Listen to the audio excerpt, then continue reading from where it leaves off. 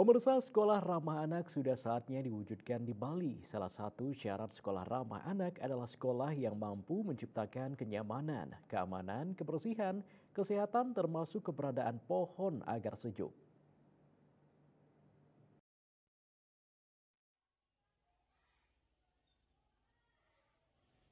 Mewujudkan sekolah ramah anak merupakan harapan masyarakat. Untuk itu pihak sekolah mesti memikirkan hal guna mewujudkan sekolah ramah anak. Salah satu sekolah ramah anak yakni SD PGRI Kota Denpasar. Kepala SD PGRI Kota Denpasar menyatakan aspek-aspek yang mewujudkan sekolah ramah anak yakni lingkungan sekolah yang bersih, aman, dan juga nyaman. Selain itu juga sekolah yang rindang dengan keberadaan pohon-pohon. Kenyamanan yang dimaksud yakni ketertiban orang tua siswa khususnya pada saat menjemput anak. Menciptakan sekolah ramah anak di sini, yaitu salah satunya kan kalau sekolah ramah anak itu aman, bersih, nyaman untuk anak-anak.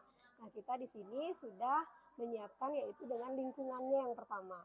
Lingkungannya yang rindang gitu, banyak pohon-pohon, karena kita tahu juga dimana kalau pada saat musim kemarau kan sangat panas sekali. Nah, kita sudah menyiapkan beberapa tumbuhan yang tujuannya itu agar anak-anak merasa rindang, merasa sejuk berada di sekolah. Itu yang pertama. Terus yang kedua, merasa aman di mana anak-anak kita jadi orang tua yang menjemput itu tidak kita perbolehkan di luar. Jadi orang tua yang menjemput ke dalam. Jadi anak-anak merasa aman siapa yang menjemput. Jadi wali kelas, guru-guru piket itu sudah tahu.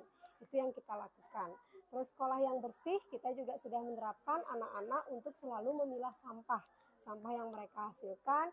Terus juga anak-anak sudah kita sering sampaikan agar selalu menjaga kebersihan, yaitu di mana setelah mereka beristirahat, mereka juga selalu melihat lingkungannya sebelum masuk kelas, mereka membersihkan lingkungannya bersama. Itu Sekan pula sekolah yang bersih juga diwujudkan dengan mendidik anak dalam memilah sampah.